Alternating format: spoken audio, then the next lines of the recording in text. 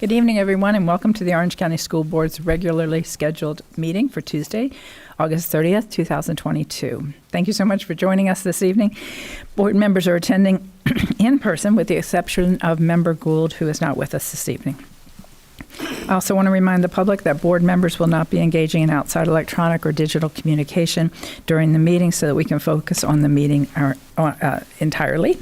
To my fellow board members, district staff, members of the public, when speaking, please make sure that your microphone is turned on and speak directly into it so that our YouTube and Orange TV viewers can hear you clearly.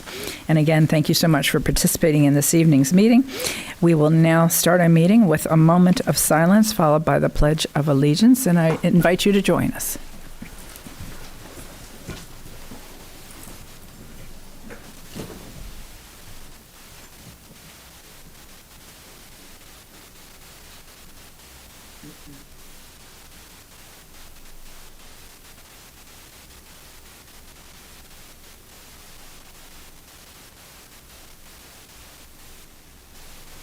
And now for the pledge. I pledge allegiance to the flag of the United States of America and to the republic for which it stands, one nation, under God, indivisible, with liberty and justice for all.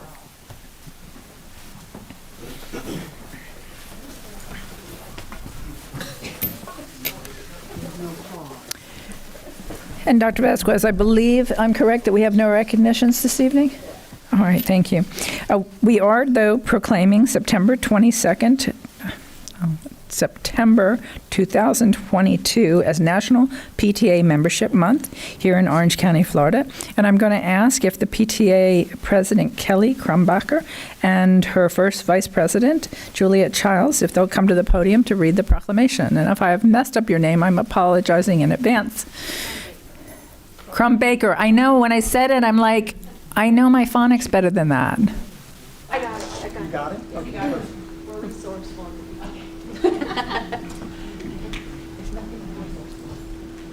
Oh, boy. What are they calling? Mom? The mumsy mums. Mumsy mums?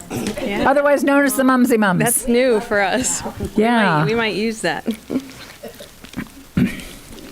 Okay. The National Parent-Teacher Association Founders Day. Whereas the first chartered association of the National Parent-Teacher Association was established in New York in 1897, and whereas for 125 years, the PTA has celebrated the legacy and work of its founders, Alice Burney, Phoebe Apperson Hearst, and Selena Sloan Butler, on February 17th, and whereas the original mission of the National PTA was to better the lives of every child in education, health, and safety, and whereas Florida chartered its Parent-Teacher Association on April 14, 1923, and whereas the National Congress of Colored Parents and Teachers, founded by Butler, united with the National Congress of Parents and Teachers, should become one organization in 1970. And whereas today the National PTA is chartered in all 50 states, the District of Columbia, the Virgin Islands, Puerto Rico, and Europe, and whereas Orange County students are represented by 140 local PTA units and countywide by the Orange County Council of PTA-PTSA.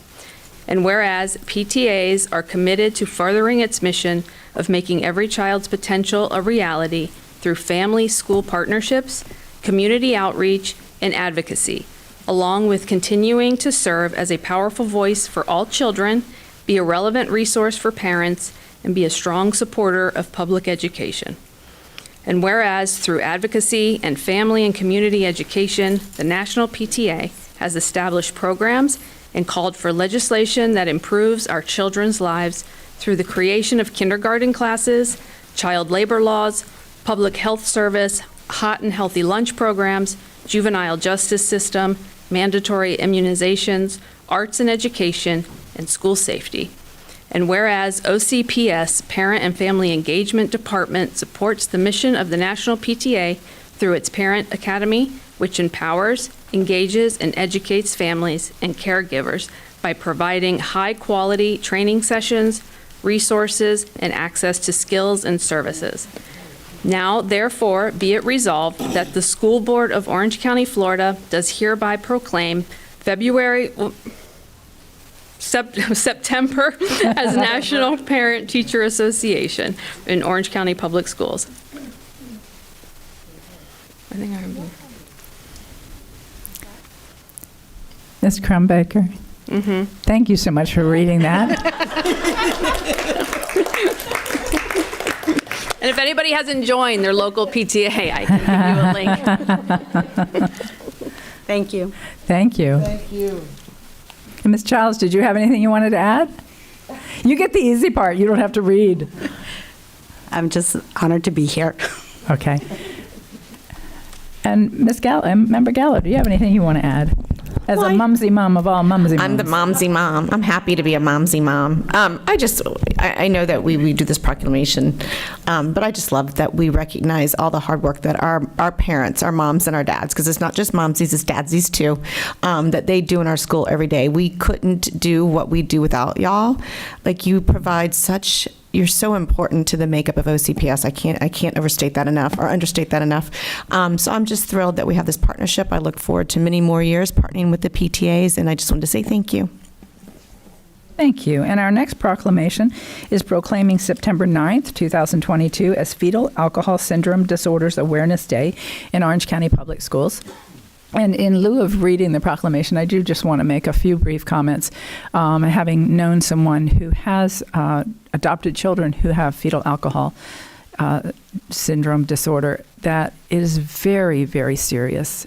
And for any young women that are thinking about having kids, that are trying to have kids, that are pregnant, please think very, very seriously before having a drink. It's surprising how little alcohol it takes to affect the developing brain of a child, and the lasting impact on a child's brain can be very, very severe. So talk to your doctor, get their advice, but alcohol and pregnancy can have disastrous results. And that's all I'll say rather than reading the whole proclamation. We also have newly appointed administrators. Dr. Vasquez? Thank you, Madam Chair. We have a few. We have Matthew Astone, that will be the new assistant principal at Lawton Childs Elementary. Stephanie Bailey will be the new assistant principal at Carver Middle School. Samantha Nicole Barrow will be the new assistant principal at Weingard Elementary. Marlene Bermuda Scruggs will be the new assistant principal at South Creek Middle School. Jennifer Castro, the new assistant principal at Wheatley Elementary School. Jacob Craig Cawley will be the new assistant principal at Walker Middle School. Jamie Lynn Council will be the new assistant principal at Orla Vista Elementary School. Trevor Cox will be the new assistant principal at Freedom High School. Karen Diaz will be the new assistant principal at Evans High School. Charles Bernard Harbin III will be the new assistant principal at Chain of Lakes Middle School. Courtney Elizabeth Tomasai will be the new assistant principal at Liberty Middle School. And Eddie Foster will be the new principal at Memorial Middle School. Congratulations to all of our new administrators. Thank you.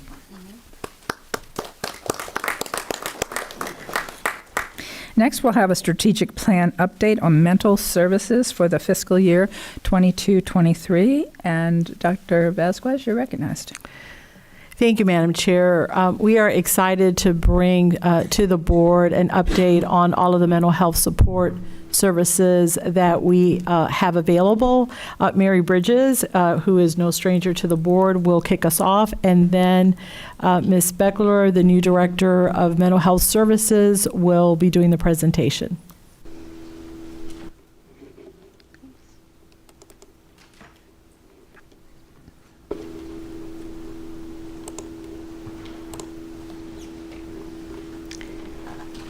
Good evening, Chair Jacobs, Dr. Vasquez, and school board members.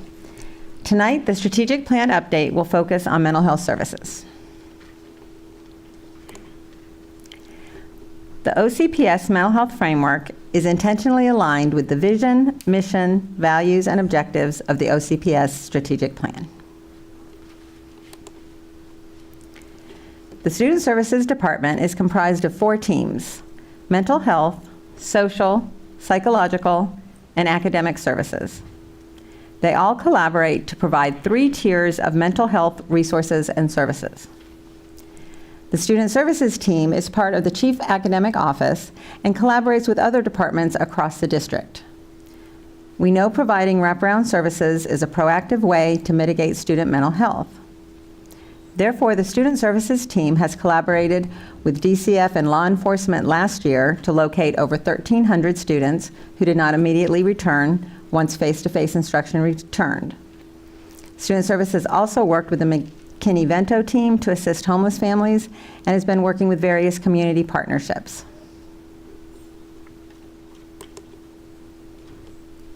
Each year, the OCPS Mental Health Assistance Allocation Plan is created and provided to the Florida Department of Education to communicate the direct mental health services that will be funded through the Marjorie Stoneman Douglas Act.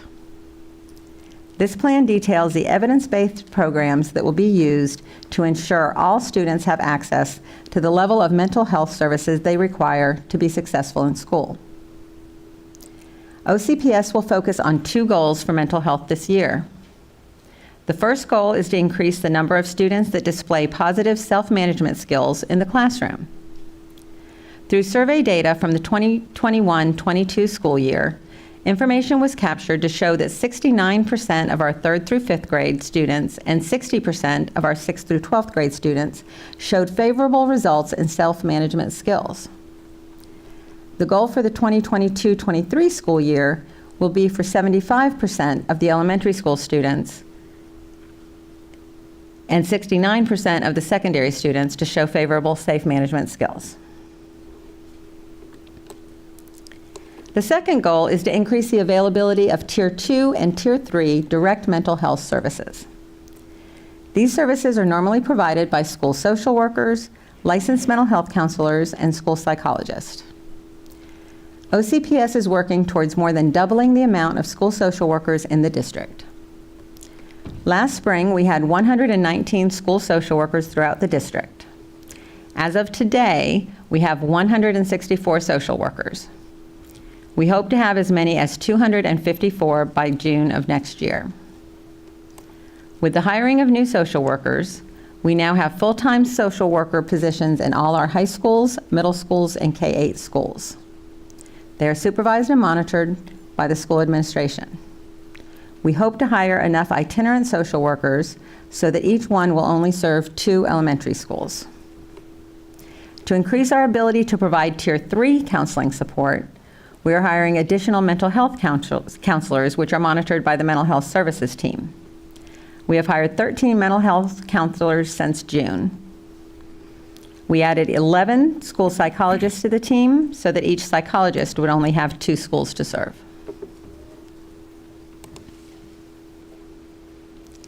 To meet the goals of the Mental Health Assistance Allocation Plan, Student Services created a mental health framework using a collaborative, multi-tiered approach.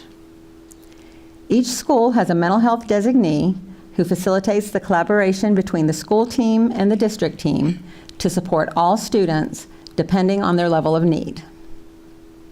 The mental health designee is the school counselor in elementary schools and the Student Assistance and Family Empowerment Coordinator, or SAFE coordinator, in secondary schools.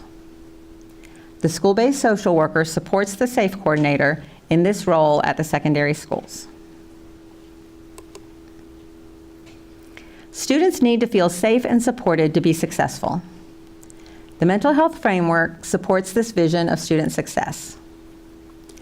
All OCPS staff play a role in Tier 1 services. These are services all students are provided, such as creating safe and positive school climates, classroom guidance lessons, and life skills and character education. Tier 2 interventions are for students that need some support in addition to the Tier 1 resources. Brief check-ins with a counselor, group counseling, or targeted life skills training are all a part of these services. Students who need more intensive help receive Tier 3 services, such as crisis response, threat response, and individual counseling from both OCPS mental health counselors and outside agencies. Tier 1 resources are provided for all students within a school. Youth mental health first aid training is a major focus within our Tier 1 supports this year.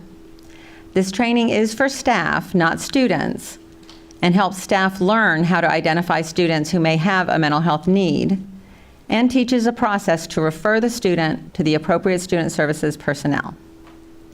Florida statute requires that 80% of school-based employees are trained in youth mental health first aid by July 2023. The mental health services team will be training weekly in order to meet this goal. Other examples of Tier 1 resources at the elementary level are the elementary health lessons, classroom guidance lessons, and trauma-informed practices used at the schools that have had training. Secondary schools Tier 1 resources include the 5-hour mental health instruction required by the state, classroom guidance lessons, and a variety of preventative activities the school SAFE coordinator organizes.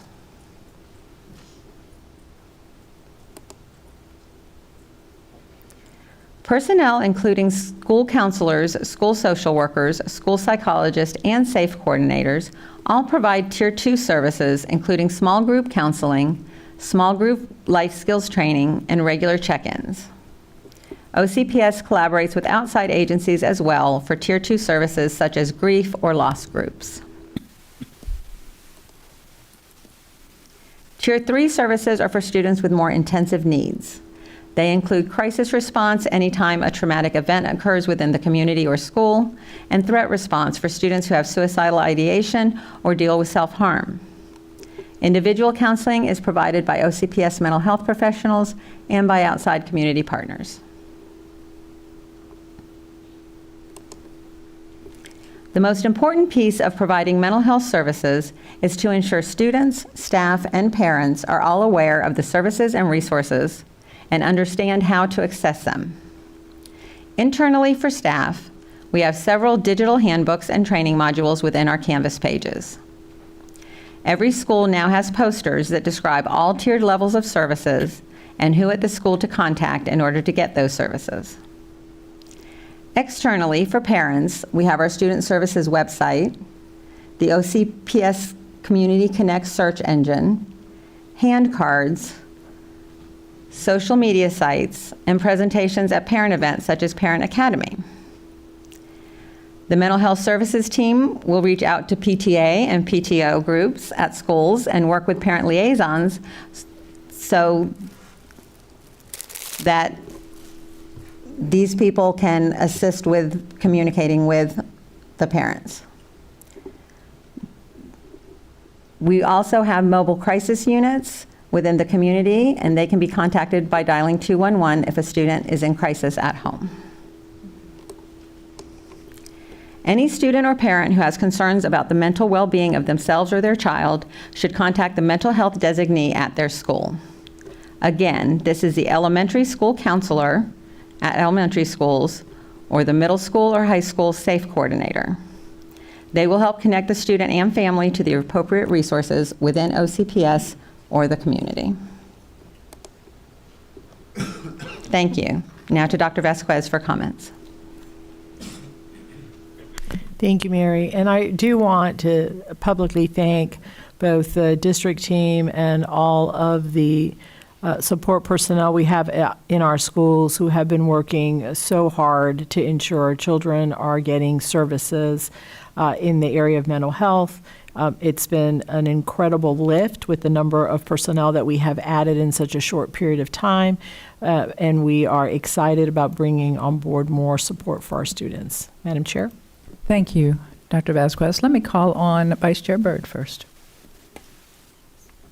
Okay. Member Coburn. Thank you, Chair. So I'm so glad that the PTA is here tonight because when Ms. Bridges and I spoke about this plan, one, I said I'm so happy that it goes so deep in helping our children and our school's community, but we talked about the importance of our PTAs knowing that these services are available. And I told her a story about how I've had moms coming to me, the moms that work in the pantries, the moms that work in the clothing closets. They know where those needs are in the community and in their individual school communities. They don't always know where the resources are or that we have these resources available. So as part of the plan, I'm really especially pleased to hear that piece of it, connecting so that we can all work together to find these resources for our kids who need it. So thank you for adding that piece, and I'm so glad that you guys here in leadership were here to hear that. Thank you. Any other questions? Member Byrd. Thank you. I agree. I think that it's very appropriate that our PTA is here tonight. And I was going to speak earlier, being a momsy mom, and I thought it was interesting that we have many momsy moms up here. I mean, I know I was a PTA mom for many, many years. I know several of us were. So we are big believers in any time I'm at a school and I'm speaking in front of parents, I always get a plug in for the PTA. But thank you, Mary. You know how much this topic means to me. And, you know, I had such a great conversation with you, as I do every time we speak, about access and about making sure that families know what resources are there. Two things, though. When you say, in your presentation, you said parents can get help through student services. And then you said, you know, the SAFE coordinator or the counselor. When I go looking for student services, though, I mean, I know what student services is, but I don't think like the average parent would really know what that means. You know, right? See, they're shaking their head now. I know what student services is. Okay, but so I can go and look in departments and find it, but I'm still like on the front cover page. This is what I'm saying. This mental health issue is such a big deal. Every family I know is being touched in some way by it. I really think one of these buttons on here needs to say mental health help, or, you know, does your child need help? Click here.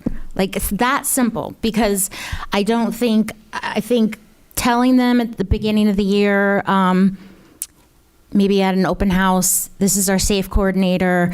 You know, if you need help during the year, this is who you'd contact. Not all parents go to that. I don't think everybody would know that that's who they need to go to at the school. I think their first thing would probably be guidance counselor. So I do appreciate you saying that, but I still feel like there's just this missing piece where they won't know who to talk to. And hopefully they would call the school, but I think sometimes, you know, parents are busy, they work, and if they can just get it easily, I think that might be helpful. That's just my 2 cents on that one. Absolutely. Thank you so much. So, and I appreciate everything. And by the way, the training that you were having to do this year to get everyone trained in the mental first aid, which is so important, but wow, to get that all done in a year is quite monumental. So kudos to your entire team for figuring out how to do that. You guys are so amazing. We appreciate you very much. Thank you, and I'm sure we can be able to get that button on the webpage. Vice Chair, I want to echo your comments, but I also, when you were saying that, I was happy to type in the search window mental health, and it brought me right up to a list of things, and top on the list was mental health services, and brought me to a great link. So I was relieved, because sometimes the search engine, I search and I don't exactly find what I'm looking for. The other thing I wanted to mention, we're going to be having an update soon for the board on the Mental Health Commission and the work and some of the highlights from that. And a lot of their work has been on awareness and helping our parents know where to go to get help. So that's another resource that isn't on this page, but we are trying to put in their hands as much as possible. But I wholeheartedly agree that if we have, because I think the fact that I can search mental health, if I were a parent, if there wasn't some reason that I knew mental health was in our school, I don't even think I'd think to search, because I would just think school's not going to be able to help me with mental health. So that awareness campaign of what's available is an important mission of the commission as well. And let me turn now to Member Felder. Thank you, Chair. I do so appreciate the component for mental health. And it's a gambit of a lot of things that involves mental health, and a lot of people, they run or they shy away from the whole terminology. And sometimes parents, they may not, as you stated earlier, Member Byrd. I'm just thinking, I think I remember one year when I first started teaching at Edgewater, when they did like a video. The PTSA did like a welcome video. And they had like various kinds of components that involve teachers, parents, and students. And, TikTok is what they all look at. TikTok. Parents look at TikTok.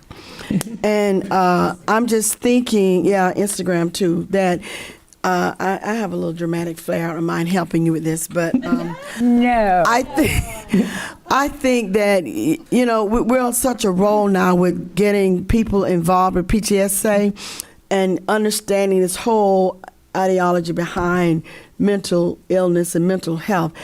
I'm telling you, we put together a little TikTok thing.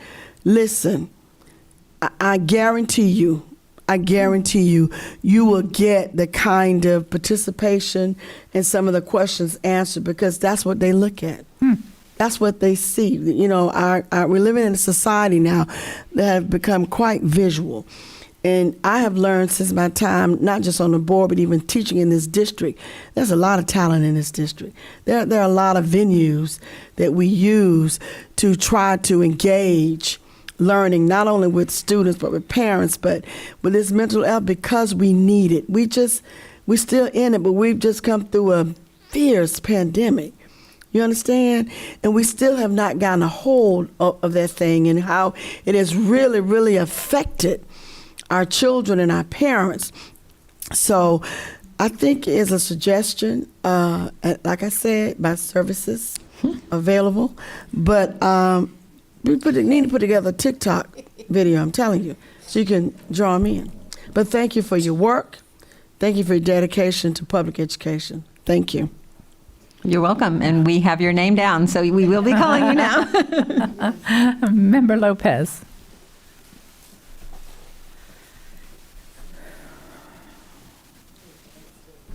First of all, thank you, Madam Chair, and thank you for the great presentation. Just for the record, can you provide any type of examples that you have for accommodations for students that recently moved from another country, or for families that do not speak the language, or students from the ESOL program? Because imagine, facing this type of situation plus not knowing the language is another barrier. It will be harder for them to accomplish their academic goals as well. Yes, we have in all of our 4 teams, so our psychological team, social workers, and licensed mental health counselors, we know which ones are bilingual and how they're bilingual, to make sure that the rest of our team knows that if we have a student or a family that needs assistance, that we can, within, quickly have somebody that can help them out.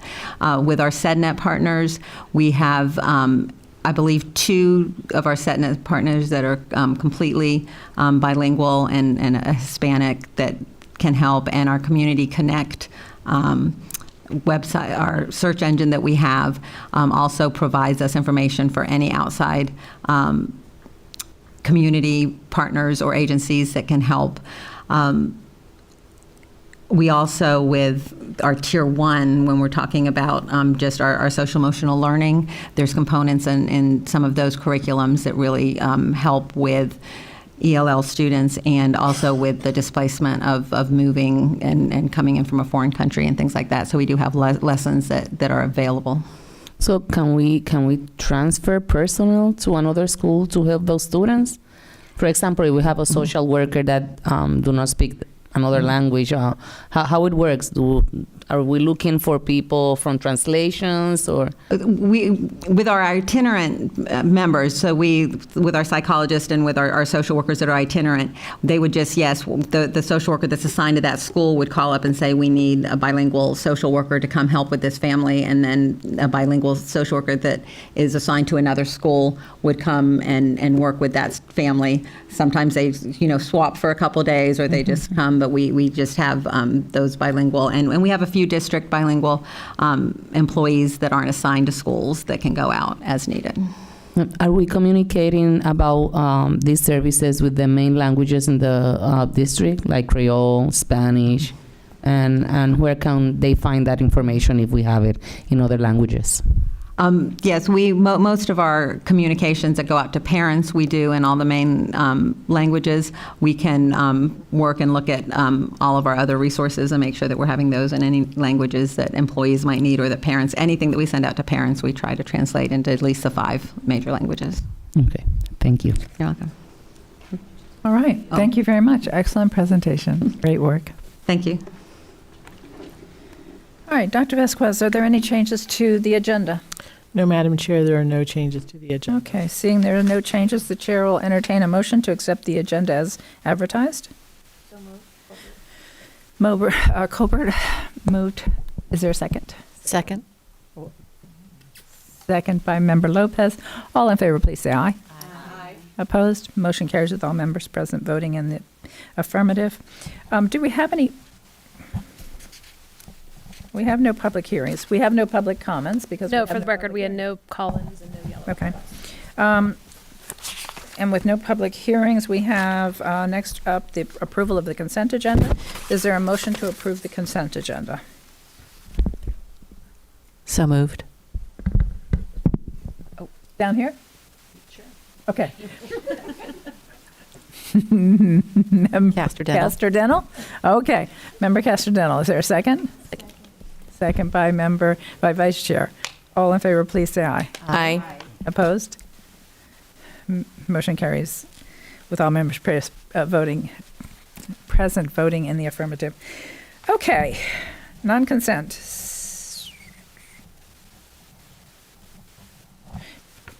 Do we have anything on non-consent? All right, that brings us to reports. Information? Dr. Vasquez. Thank you, Madam Chair. I think Video Services may have 2 slides for me. There we go. Thank you. All right, look at that number, 3,779. That's the number of AP scholars that we had this past year. We are so excited. That's an increase of 315 from last year. Our AP pass rate improved to 52% from 45% last year. The number of Cambridge diplomas increased to 239, and the number of IB diplomas increased to 245.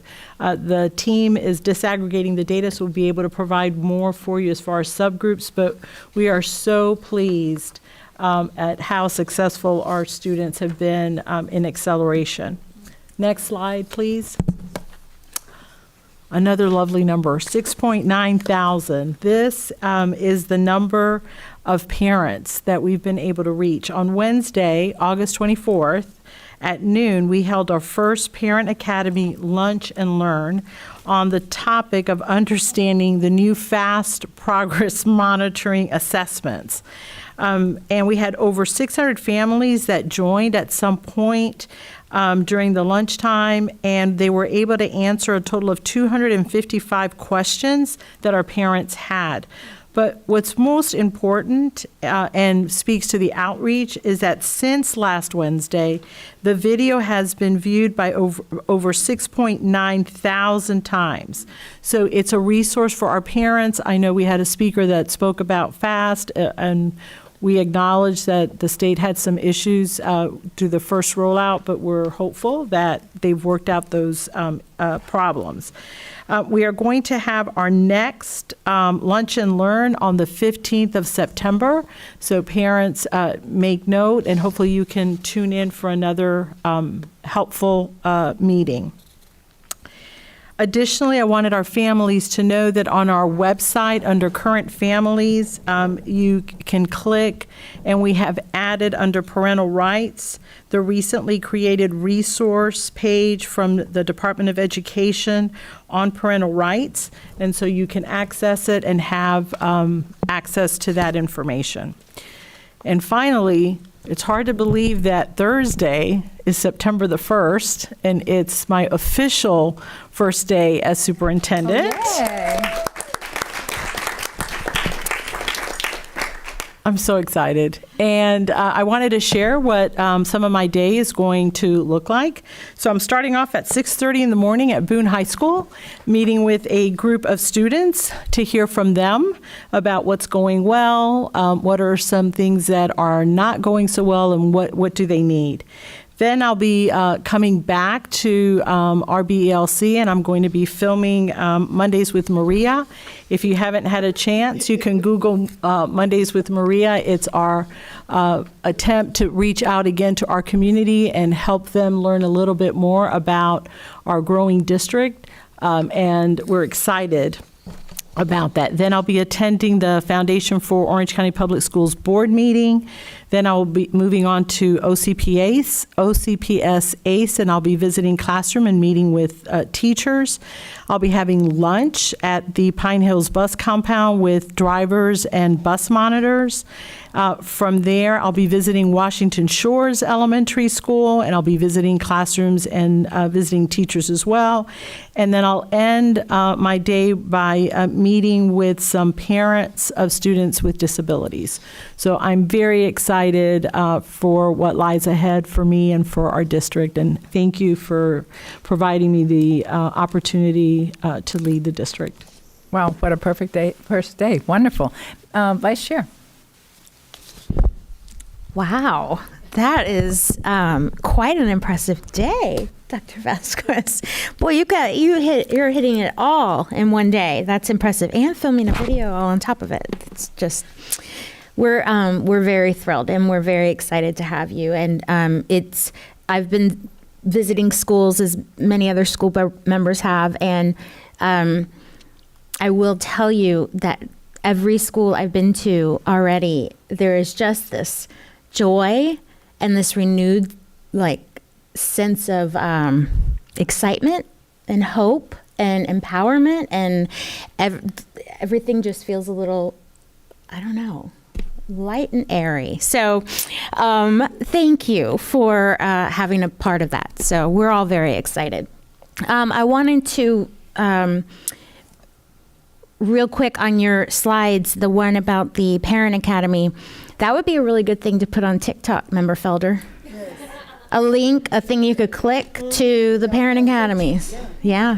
Or a TikTok that says when our Parent Academies are and what they're doing. Because I think that there are, I think that's impressive, 6,000. I mean, I can't believe that that's been watched that many times. And I've always said that Parent Academy is such a great resource. I just want to make sure as many parents as possible can know about that. And then with the FAST testing, in my visits, I've been hearing a lot, and a lot from kids and teachers, and so I'm hopeful that the state, or this is what I'm imagining in my head, that they're going to be looking for input on how this is going. Can you? We've already reached out, and they've been in communication. Jennifer Sasser and her team have voiced the concerns that we have based on the rollout of the first progress monitoring. So we are definitely hopeful that the next round will be much better. We're also hopeful that the information we get from this first round will give us what we need to be able to better support our children. Thank you. Member Castrodeno. Thank you, Madam Chair. I can tell you that Superintendent Vasquez is so happy to be sitting next to me up here. Anyway, I want to just reflect quickly on some of my experiences I've had in the last couple of weeks too, as school has started. And with the area superintendents that I've met with and talked to, and principals and schools that I've toured, everyone is talking about the culture. And it is so positive.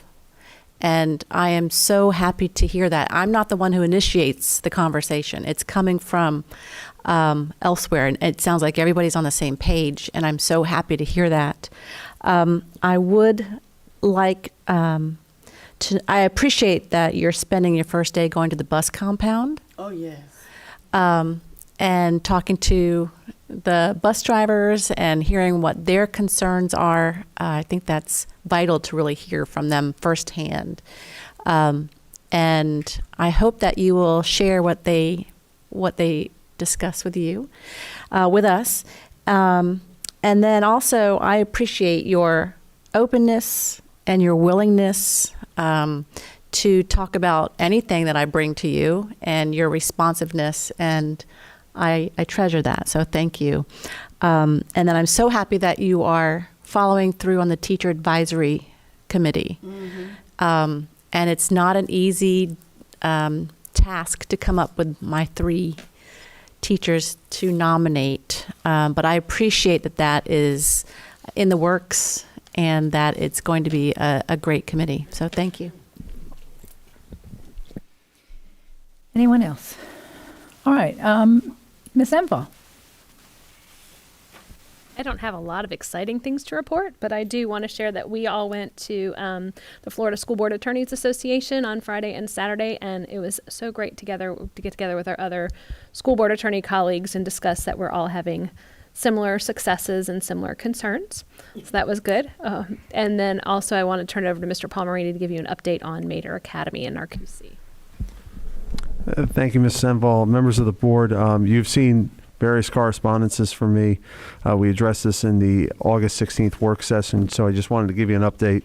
I sent a letter on August 12th detailing some concerns we had with the safety of the Mater Narcoossee building, which is temporarily being housed in St. Cloud, and also concerns about whether or not that was in violation of the charter contract.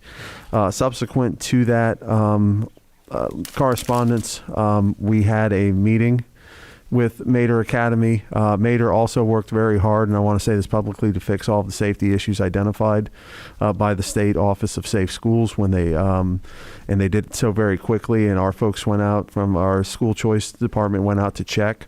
So we appreciate that effort. We also had a meeting with Mater and folks from Academica on August 19th, in which we had communications that said the lack of communication about how the move occurred down to St. Cloud was very concerning to us. They understood. They said they rendered apologies for it and said the communication lines would be open to us fully going forward.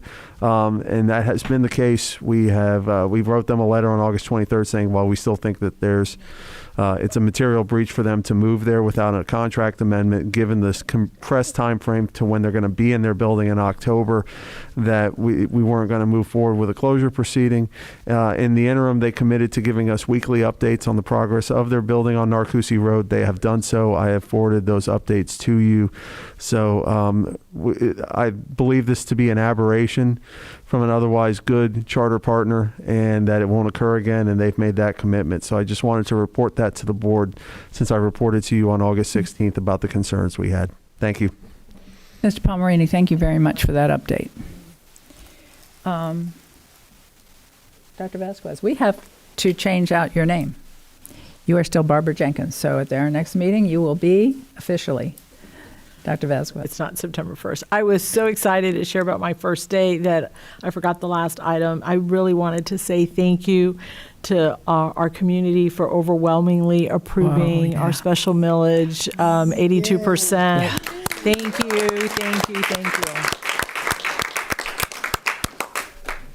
Yeah, that was just so incredible and so heartwarming. And I just love living in this community because our community loves our kids. It's just a great place to live. All right, any further business for the Board? Seeing none, the meeting is now adjourned.